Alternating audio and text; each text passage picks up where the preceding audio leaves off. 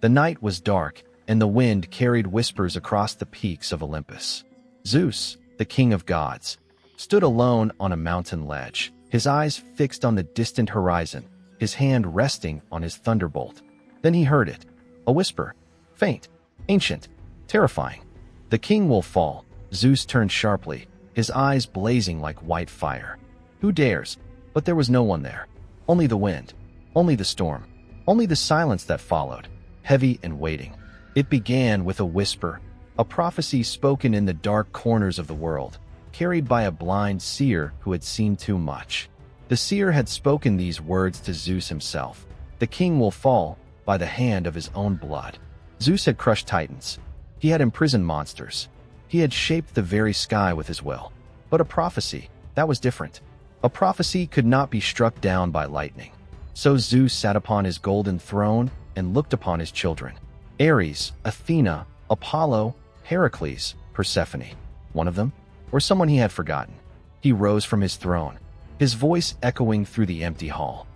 "I will find the truth, even if it shatters me." Zeus searched the heavens. He questioned the dead. He tore through the shadows of Olympus. First, he confronted Ares, his warrior's son. "Is it you, my son? Do you hunger for my throne?"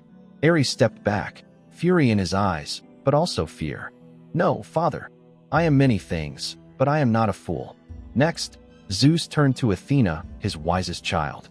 "And you, Athena? Do you see my fall in your schemes?" She met his gaze, calm, unshaken. "I see many things, father, but I do not see your death, not by my hand." Still unsatisfied, Zeus descended into the underworld. He stood before the spirits of the dead and commanded them, "Speak, spirits. Who among the living conspires against me?" A cold whisper rose from the darkness. "Not the living, O king. Your own blood, but not your children. The one who shares your flesh, yet dwells in chains. Your father, Cronus." Zeus froze. His mind raced back to a memory he had buried long ago. A memory of his own father, Cronus. And then, from the shadows of the underworld, a figure emerged. It was Cronus, but not as he once was. He was a shade, a memory, a curse made flesh. The dark voice of Cronus echoed through the cavern. "Did you think you could escape me, my son? You overthrew me. You imprisoned me. But I am not dead. I am in you." Zeus clenched his fists. His voice trembled, but only for a moment. "You are nothing but a shadow, a ghost." But Cronus smiled, a terrible, ancient smile. "The prophecy was never about your children, Zeus. It is about you. You are your own betrayer. You carry me in your blood, your hunger for power, your fear of losing it. That is what will destroy you." Zeus roared, but even he heard the uncertainty in his own voice. Zeus stood at the edge of the abyss, and in that moment, he saw the truth. He was not fighting a titan. He was fighting his own fear.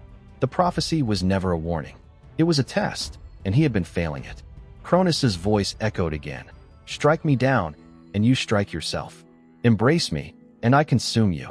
What will you choose, O king?" Zeus closed his eyes. The storm inside him raged.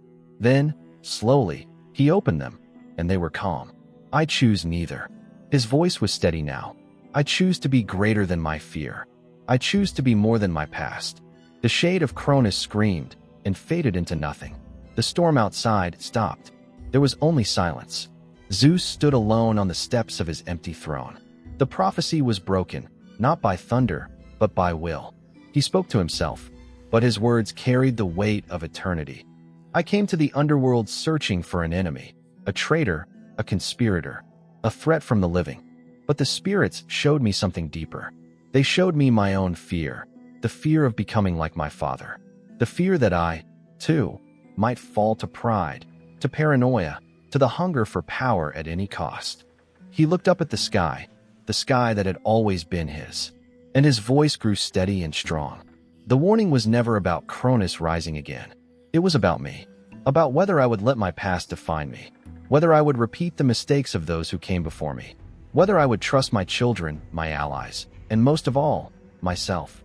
He sat upon his throne, calm, unshaken. "I chose not to strike in fear. I chose not to rule through suspicion. I chose to be greater than my fear, and more than my past. And I will carry this crown, not as a burden, but as a promise." The storm does not rage forever. But the king? The king endures. Not because he is invincible, but because he has learned to rule not with thunder alone, but with wisdom. If you enjoyed this journey beyond the ordinary, subscribe, share, and join us for more stories that will shake the sky. For every myth holds a mirror to the soul, and every legend, a lesson waiting to be discovered. Until then, keep your eyes on the horizon. The next storm is already gathering.